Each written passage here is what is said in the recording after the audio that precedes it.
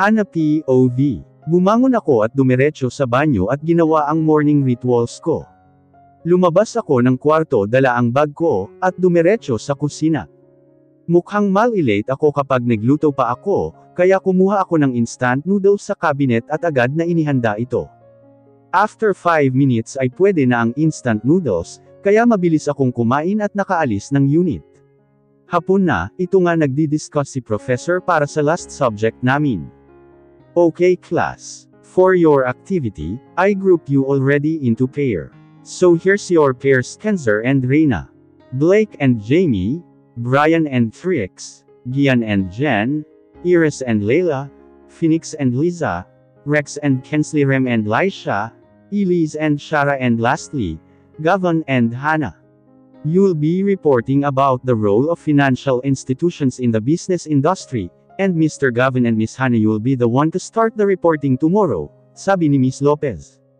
Miss, reklamo ni Reina. What is it, Miss Fernandez? Tanong ni Professor sa kanya. Professor, sa lahat ba naman ang pwede mong i-partner sa akin, bakit si Kenzer pa? Inis na tanong ni Reina. What's wrong with your partners? Sagot ni Professor, we're not even friends, Miss. Reklamo pa rin ni Reina. And you really think I like it too? Sabi ni Kenzer sa kangumiti ng nakakaloko at kinindatan si Reina. Reina, if you really want to be with, just say it. Just don't make excuses. Silly. Sabi ni Kenzer at tinukso-tukso pa si Reina, kaya mas lalo itong nagalit sa kanya. Whatever. Sigaw ni Reina. Enough. Anyway, that's an oral presentation and your partners are final. And that's final. If you have violent reactions or you dislike your partner, it's okay. As long as you're willing to accept a grade of +5 on your record. Class dismiss, sabi ni Professor at tuluyan ng lumabas. Pagka-dismiss ay agad akong naglakad palabas ng university, para mag-abang ng tricycle. Kasalukuyan akong palabas ng university nang may bumusina sa akin. Bahagya pa akong nagulat at nilingon ang kotseng iyon. Dahan-dahan bumaba ang salamin bintana ng kotse, at bumungad sa akin ang iritadong mukha ni Gavin. Bakit na naman? Tanong ko. Hop in. Sagot niya. Ha? Akala ko ba bawal na magsabay tayo? Alam mo ikaw yung gumawa ng rules, tapos ikaw din naman yung lalabag, sabi ko. Nakaka-bad trip talaga itong Mr. Freak na ito. Today is an exception, woman. We'll be doing our presentation. Hop in if you want to finish it ASAP. Aba, may utak din pala tong freak na kahit papaano. Aba, may naiisip ka din palang matino. In fairness, may point ka, sabi ko. Bahala ka sa buhay mo kung ayaw mo, sabi niya. Aba, nainis agad. Inirapan niya lang ako at pinaandar yung kotse, kaya hinabol ko pa ito, buti nga't inihinto niya eh. Oy, chill. Masyado kang affected eh. Joke lang yun. Sabi ko at umakto pa akong pinapakalma siya. Tumigil ka na nga. Sasakay ka ba o sasagasaan na lang kita? Inis na tanong niya. Natakot naman ako kaya agad kong binuksan ang pintuan ng backseat, at tuluyan ng sumakay. Ito na po, young Master Gavin. Nakasakay na ako, sabi ko at nagbaw pa ako. Ewan ko sa'yo. Ilang beses ko bang sasabihin sa'yo, na sa passenger seat ka sumakay? Anong akala mo sa akin? Driver mo talaga. Panenermo niya. Hay, mag-aaway na naman kami nito. Ano pa nga ba? Sino ba ang nagdadrive sa ating dalawa? Ikaw ba o ako? Tanong ko. Ako. Inis na siya, parang sasabog na siya. Oh, edi ikaw nga yung driver ko. Ikaw na mismo yung nagsabi. Pang-aasar ko sa kanya, at nakita ko sa rearview mirror na sobrang asar na siya, pinaharurot niya ulit ang sasakyan. At ako naman ay todo kapit na naman. Nakakaasar ba talaga yung sinabi ko? Di ba last na ta? Sa susunod sa passenger seat na talaga ako sasakay.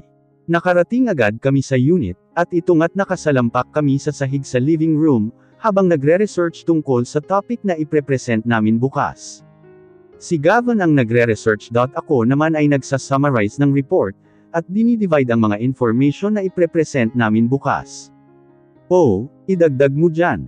Utos ni Gavin at iniharap sa akin ang laptop niya, para may sulat ko ang mga nandon. Ang haba-haba kaya nito, tapos ipapasulat niya. Ano din siya no? Nang aano ka ba? Ang haba-haba kaya niyan tapos ipapasulat mo sa akin. Reklamo ko. Kaya nga isa-summarize mo diba? Are you really insane? Ang hirap talaga kasama itong lalaking ito. Hoy, anong sabi mo? Tanong ko at hinawakan yung Katleya note ko at inihampaste sa kanya, pero ngumingisi lang siya. Defensive. Tawa pa siya ng tawa. Talaga naman, buti na lang natapos namin yung report ng maayos. In fairness. Matalino tang si Freaky Monkey. Tara, kain tayo. May treat. Napatingin ako sa kanya, at itinigil ko ang ginagawa kong pagliligpit sa gamit ko. Lumapit ako sa kanya at sinalat ang noo niya. Wala ka namang lagnat. Bakit ang bait mo ngayon? May sapi ka ba, Freaky Monkey? Tanong ko. Pero hinawakan niya ang kamay ko, at di sinasadyang nahila niya ako papunta sa kanya. At napasubsob ako sa matipuno niyang dibdib, kaya napahawak ako sa kaliwang balikat niya, at nagkatinginan pa kami. Hindi ko alam kung bakit nag-iba ang tibok ng puso ko, at pakiramdam ko aatakihin ako sa puso. Hay, ano bang ibig sabihin nito? Hindi ako pwedeng ma-inlove sa kanya, kasi may kasunduan kami. Ayoko namang masaktan at umasa. Lalong-lalo na baka ikamatay ko kapag nawala na siya. At literal na ikakamatay ko ang sobrang heartache lalo na may coronary heart disease ako. Ang tagal ng posisyon namin na yun, at ako na ang unang umayos ng tayo. Ang awkward. Tara na. Gutom na ako, sabi ko ay nakayuko pa akong lumabas ng unit. Naramdaman ko namang nasa likuran ko siya, habang naglalakad kami papuntang elevator. Nako Hana, itigil mo yan. Hindi ka pwedeng mean love. Sabi nga niya, rule number 6, don't you dare to fall in love with him. But if I want, don't be worried the floor is willing catch me, bulong ko sa sarili ko habang naglalakad ako. Hindi ko alam pero tanging nakikita ko lang sa utak ko ang mukha ni Gavin. Hana umayos ka nga, sigaw ko at bigla kong tinakpan yung bibig ko nang ma-realize kong naisigaw ko yun. Dali-dali namang lumapit si Gavin sa akin, at tinanong kung okay lang ako. What happened? Okay ka lang? Tanong niya, at nahihiya akong tumango sa kanya. Kasura ka talaga Hana. Pagkalabas namin ng building, ay dali-dali niya akong hinela papunta sa grocery. Hindi ko alam pero ang sarap sa feeling na hinihila niya ako, at magkasabay kaming tumatakbo. Kumuha siya ng 2 cup noodles, chopsticks, at pati na rin drinks namin, saka dumiretso sa counter para bayaran lahat ng pinamili niya, at para na din kumuha ng mainit na tubig upang ilagay sa cup noodles. Thank you, sir, sabi ng cashier at nginitian si Gavin. Welcome, Langya, nginitian naman pabalik ni Gavin yung babae. Kaasar, bakit sa ibang babae ngumingiti siya? Pero pagdating sa akin super pambuwisit at super sungit niya. Ay teka, nagseselos ba ako? Wow, ayoko na. Tara doon na tayo sa table sa labas. Yaya niya at tumungo naman ako. Habang nakaupo kami, marami namang lumalapit at nagpapa-picture or nagpapa-autograph sa kanya. Kasi nga model, actor siya. Nang matapos at maubos na ang mga taong yun, ay inayos na niya ang cup noodles at ibinigay sa akin ang isang cup noodles, pati na rin ang chopsticks. Anong gagawin ko dito? Tanong ko at itinaas ko ang chopsticks, dahil hindi naman ako marunong gumamit nun. Ipukpok mo sa ulo mo. Pamimilosopo niya. Nakakainis naman ta. I mean, paano gamitin ta? Hindi kasi ako sanay, sabi ko. Hindi siya sumagot sa halip ay tumabi siya sa akin, at hinawakan ang kamay ko na may hawak sa chopsticks, at tinuro niya sa akin ang paggamit nun. Kahit nagdadaldal siya ay nakatingin lang ako sa mukha niya, at sa kamay niya na nakahawak sa kamay ko. Hindi ko rin nagets kung paano gamitin yung chopsticks. O ano, alam mo na ba? Tanong niya at bumalik sa upuan niya sa tapat ko. Ha, hindi sabi ko. Actually, palusot ko lang yun. Oh, ito na lang ang gamitin mo, sabi niya saka inabot ang maliit na tinidor. Meron naman pala nito Ang dami pang cake-kan, sabi ko. Matapos naming kumain, ay nag-asaran lang kami at nagkwentuhan tungkol sa mga buhay namin. Ang drama naman ng buhay mo Hana. Pwede nang isama sa mga K-drama, MMK at magpakailanman, sabi niya at inasar pa ako, kaya ibinato ko sa kanya yung chopsticks. Alam mo, kainis ka talaga no. Kung sakalin nakita para ma-featured ka sa Soko. Sigaw ko sa kanya at tumawa lang siya. Insane woman, suits you well. Anyway, can I ask you something? Can we be at least friends? Sabi niya saka ngumiti sa akin ng cute, at lalo siyang gumagwapo kapag nakangiti. Ikaw ba talaga yan? Okay, let's be friends, sagot ko. Katatapos lang ng first class namin, at ito kami kanya-kanyang businesses, kasi wala yata yung susunod na instructor namin. At ito ako kausap sila Jen at si Gavin naman ay kausap sila Gian. Random topics kami nila Jen at hindi ko alam kung bakit na-open topic na nila ang tungkol sa amin ni Gavin. Oy, Hana, mukhang himala yata at sinabay ka ni Gavin kanina. Tanong ni Jamie. Yun ba? Sinabay niya ako kasi, malilate na din ako kanina, sagot ko. Oo, sinabay niya ako kanina kasi pareho kaming late ng gising, as in. Halos sabay kaming nagising, kaya sinabay na niya ako. Noong una nga, nagulat pa ako kasi nga himala talaga. At alam ko namang yun ang first at last time na isasabay niya ako, puwera na lang kung malilate kami ulit ng gising. Akala ko ba ayaw niyang magsabay kayo? Kayo ha, sabi ni Kinsley na may pang-aasar pa. Ay sus, sinabay lang niya ako. Kasi malilate na kami pareho, pero kapag hindi naman hindi naman kami magsasabay defense ko. For sure para na naman kayong asot pusa kagabi, tanong ni Leila. Muntik na nga naming hindi matapos yung report dahil sa pang-aasar niya. Buti na lang nahampas ko, kaya sa awa ng Diyos natapos namin, sagot ko. Pero, teka, mabait din pala si Gavin. Sabi ko, kung hindi lang dahil kay Sheila na sana, hindi ganyan si Gavin, sabi ni Liza at iniukom yung palad niya na parabang sa sapak. I agree, sabi din ni Jen. Tsaka tingnan mo tong mga ta. Ang gaganda pero mga Amazona naman. Teka, kamusta naman kayo ni Gavin? Tanong ni Trix. Okay naman. Actually, magkaibigan na kami ngayon, pero nag-aaway pa rin kami, sagot ko. Ay bongga, di ba Hana? Sa pagkakaibigan naman nag-start ang lahat Malay mo, hindi nyo na pala na namamalayan Magkabilangan na pala kayo, sabi ni Reyna. Oo nga, tama si Reyna. Parang si Kinsley at Rex lang noon, magkaibigan daw yun pala, sila na pala nang hindi namin alam, aray naman. Sabi ni Liza at napasigaw siya nang ihampas ni Kinsley sa ulo niya ang Harry Potter book na binabasa ni Kinsley. Oo nga pala, hindi ko nakwento sa inyo na may past pala si Kinsley at Rex. Actually, nag-break sila nung umalis si Rex, kasi daw hindi nila kaya ang LDR, at saka ayaw na din ni Rex kasi ang babata pa nila noon. Buti nga, hindi sila nagreklamo nung nalaman nilang sila ang mag-partner sa report Siguro, nahihiya lang sila na maungkat yung totoong dahilan. Pero sa araw-araw na ginawa ng Diyos araw-araw din silang awkward at nag-iiwasan mula nung bumalik si Rex dito, at mas halos hindi na nagsasalita si Kinsley, at parang nawala yung Kinsley na palatawa, palangiti at palabiro na kilala namin. Mas lalo siyang naging masungit, sadista, bookworm at mas nakakatakot siyang SC President. Nagsilangunan naman sa amin ang mga estudyante, including Gavin and his friends kasi, napalakas yung pang-iinis ni Liza kay Kinsley. Tumayo si Kinsley na may sobrang masungit na pagmumukha, at humarap kila Gavin at sa mga estudyante.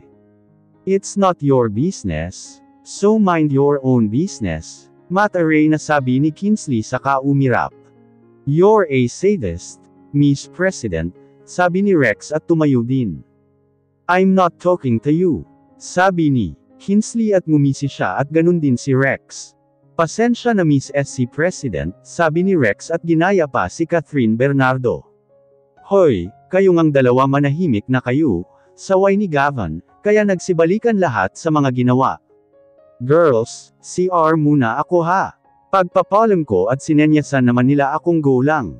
Pakiramdam ko kasi may period ako Wow, not now. Wala akong dalang sanitary napkin.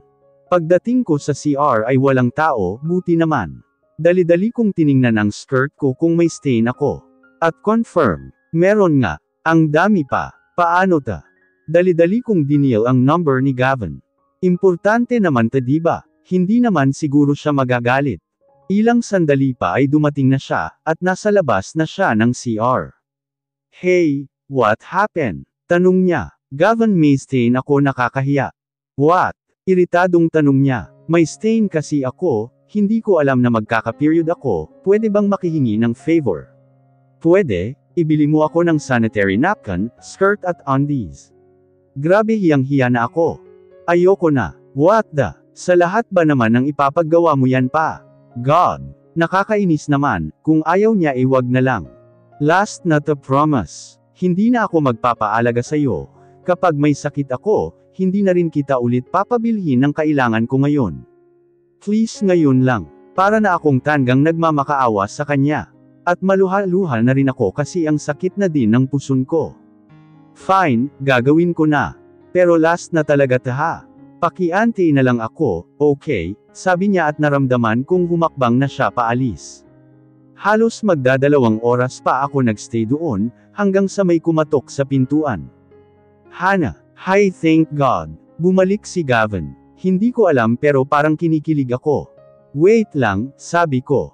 Lumapit ako sa pinto at dahan-dahan kong binuksan ito saka kinuha ang paper bag na inabot niya, saka sinara ko ulit yung pinto. Pwede ka na palang umalis, sabi ko, ayoko kasing mamaya paglabas ko nandyan pa siya, nakakahiya. Walang sumagot kaya baka umalis na siya.